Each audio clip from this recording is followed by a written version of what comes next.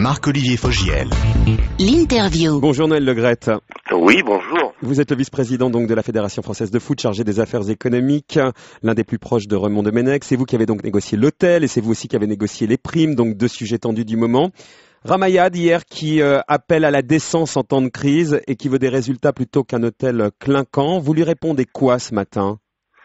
Écoutez, on est habitué à ce que Ramayad soit plutôt proche de nous. Elle a, tout au long de son parcours, été plutôt aimable avec l'équipe de France et proche de Domenech et des joueurs. Donc elle a une réflexion qui nous surprend un peu hier matin, qui n'est peut-être pas aussi polémique qu'on le souhaite. Mais en tout cas, ce total est choisi depuis déjà 6 mois. Mais à 4 jours du mondial, vous dites quoi, que les Bleus n'ont vraiment pas besoin de ça ? Oui, écoutez, les Bleus se préparent déjà très tranquillement. Ils sont dans un hôtel effectivement agréable parce qu'ils ont beaucoup travaillé ces derniers temps. Ils sont situés dans un hôtel pas très loin du Cap où nous allons jouer dans 4 jours. Donc je crois que le choix de l'hôtel était de toute façon à la fois un choix imposé par la FIFA parce que les hôtels sont réservés par la FIFA. Donc la France a choisi l'un d'eux, le plus proche possible du Cap. Mais expliquez-nous comment ça se passe, parce qu'on a entendu que l'Espagne a choisi d'envoyer ses joueurs dans un campus universitaire. Comment vous avez choisi cet hôtel ? C'est quoi ? C'est 500 € la nuit déjà pour commencer les prix ? Disons que tous les hôtels sont référencés par la FIFA. Il y a toute une liste d'hôtels en Afrique du Sud et proposés aux délégations étrangères. Donc nous avons choisi, cet hôtel, après avoir regardé plusieurs. Ça nous a paru le plus adapté, proche d'un aéroport, proche du Cap. Donc c'est un hôtel qui convient parfaitement. Et les prix, vous les avez négociés, c'est 500 € la nuit ?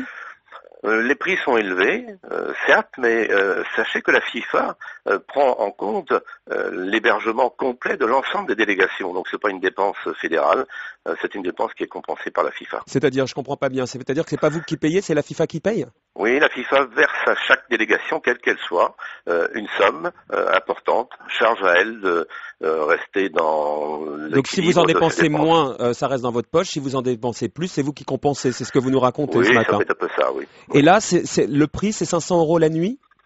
Le prix est voisin du chiffre que vous indiquez. Et nous resterons dans l'enveloppe FIFA. Très bien. Les primes du mondial maintenant pour les joueurs ont été remises en cause notamment par Nicolas Dupont-Aignan qui a signé un billet sur son blog après la défaite des Bleus face à la Chine. Je regrette le principe même de l'attribution des primes promises en cas de bon résultat. En effet, porter le maillot national devrait rester un honneur. Hier, j'entendais Nathalie Kosciusko-Morizet dire la même chose sur France 5. Vous dites quoi ? Vous répondez quoi ? Écoutez, moi, vous savez, les joueurs, comme je les connais bien depuis longtemps, je discute avec eux des primes depuis plusieurs années, à chaque Coupe du Monde, à chaque Championnat d'Europe. Je peux vous assurer qu'ils viennent pas pour l'argent. Ceci dit, toutes les délégations, quelles qu'elles soient, ont des primes de qualification. Nos joueurs joueront les 3 premiers matchs sans prime. C'est-à-dire que si par malheur le sport n'était pas favorable, il n'y aurait aucune participation. Donc je crois que c'est des sommes qui sont certes importantes pour le grand public, mais qui restent relativement dosées dans le système footballistique. Donc vous les trouvez normales, ces primes aujourd'hui ? Absolument, d'autant plus que lorsqu'on discute avec les joueurs, ils ont, comme l'a indiqué, ou comme l'indiquent la plupart des observateurs, ils viendraient à pied pour jouer en équipe de France. Pas tout à fait, parce que là, ils touchent de l'argent quand même. Parce que Nicolas Dupont-Aignan dit que vous pourriez les reverser au monde du football amateur qui en a tant besoin. Mais attendez, vous savez que la Fédération française de football reverse tous les résultats. La Coupe du Monde est une période dans la vie de la fédérale, c'est une fois tous les 4 ans. Les bénéfices de la FIFA seront reversés au football amateur. La Fédération n'a pas d'autre but. Elle n'est pas là pour payer les footballeurs professionnels, mais l'équipe de France fait vivre la fédération. C'est la part importante du budget fédéral. Sur les résultats, justement, vous disiez que s'ils ne dépassaient pas le 3e tour, de toute façon, il n'y aurait pas de prime. Vous jugez comment les Bleus, après l'échec face à la Chine vendredi sur l'île de la Réunion, vous les trouvez comment ?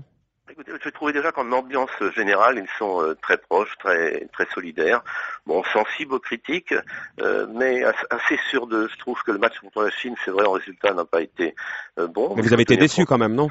On est déçus, mais c'est des matchs de préparation. J'ai vu quelquefois des équipes gagner tous leurs matchs de préparation, vont pas être très bien classés. Ouais. Moi, je pense que l'équipe est en forme, qu'elle est très solidaire, qu'elle a envie de bien faire.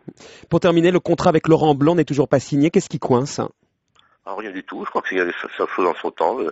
Le président Escalette dirige ce dossier et il doit signer dans les jours qui viennent. Il n'y aura rien de quoi. Rien de spécial. Donc il va arriver. Et vous, on vous dit hésitant pour la suite, vous allez quitter la fédération ? Alors j'ai pas dit ça. J'ai dit effectivement qu'on regardait de très près. Les dossiers qui étaient les miens sont signés pour 4 ans. Les droits télé, les sponsors qui repartent.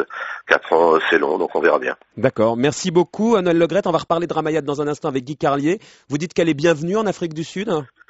Oui, évidemment, vous savez, on est des gens bien élevés, d'autant plus qu'elle a eu des périodes aussi extrêmement sympathiques pour l'équipe de France, donc je crois qu'il faut toujours faire attention de ne pas être polémique. Elle est ministre ou secrétaire d'État, notre rôle est de bien la recevoir. Donc vous attendez qu'elle soit à nouveau sympathique, quoi. Absolument. Merci Noël Le Graët, merci d'avoir réservé vos déclarations à Europe 1.